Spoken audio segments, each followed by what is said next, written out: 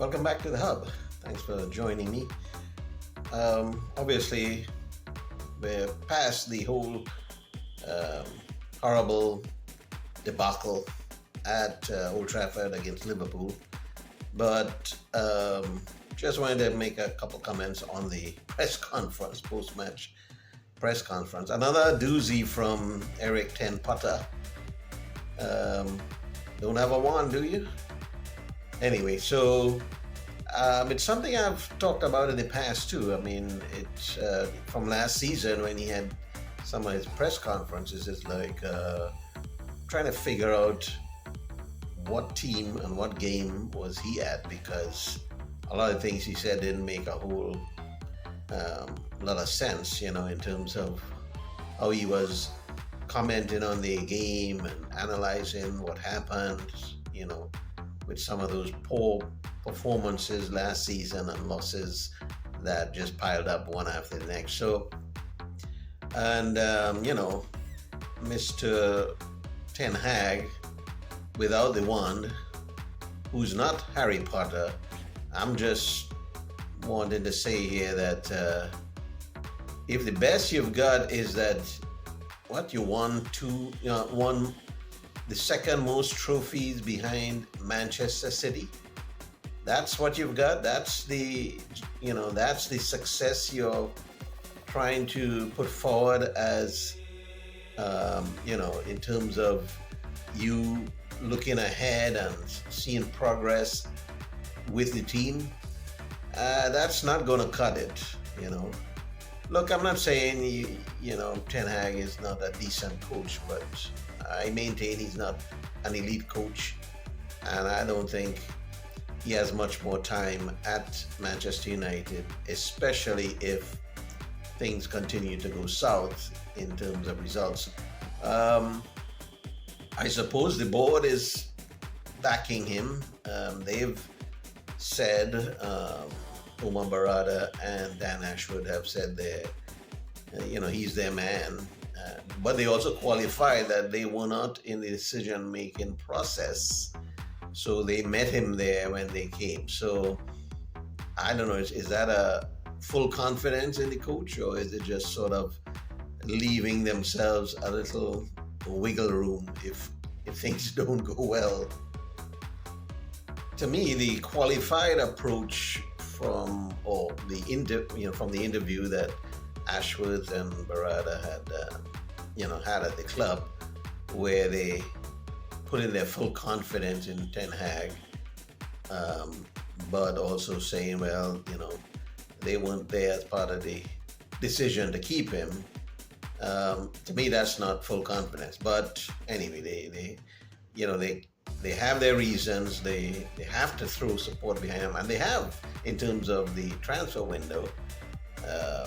They've made some acquisitions of players who are younger, in keeping with Sir Jim Ratcliffe's policy, and they've brought in some decent players. I mean, we still have to see what the potential is with some of these guys, but some of them, a lot of them are experienced. They've played in top leagues.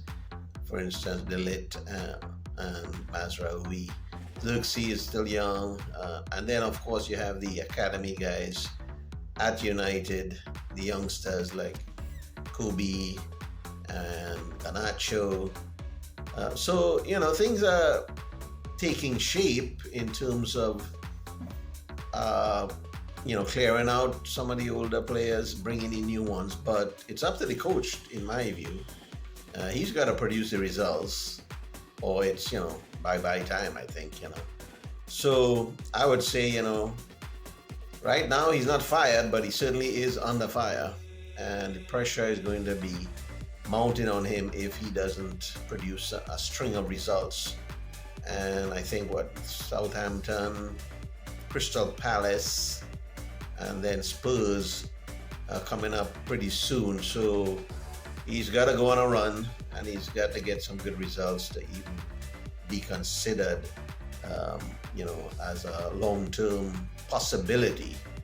We can't say he is going to be the long-term coach because we just don't know what lies ahead. And from what we've seen so far for the season, it doesn't bode well. It doesn't inspire any confidence that he can get the job done. But I guess I'm going to have to give him some time because the directors there, the board, the management, the new staff, the new guys coming in, they have put their support behind him. So there's nothing I can do about it, of course. So, but the press conference was kind of just like, again, he seems to be like thin-skinned, can't handle a few tough questions. And it seems that finally, I guess, one of the reporters sort of just decided to ask him something a little tough, and it got a little testy there in that press conference, as you guys could see. And so I don't know. He's I don't know if he's not able to handle the press well, or it's just the pressure is building on him. But it wasn't a good look for him to respond the way he has done in the past couple interviews, in terms of so-called success at Manchester United, winning the Carabao, winning the FA Cup. Okay, yeah, good performance against City in the FA Cup, but one-off wonderful victory doesn't really make for a title challenge or even Champions League places, which we don't have at this point. So the success or the progress, I'm not seeing it. He's maintaining, there has been, and to me the success is really just players being brought in, but so far nothing on the field itself that can point towards progress being made. Minimum this season, top 4 finish, Champions League place for next year, but that's the minimum. If he doesn't get that, I could care less about another trophy in, let's say, the Carabao or even the FA Cup. That's not good enough, in my opinion. So we shall see how it goes. Thanks for joining us.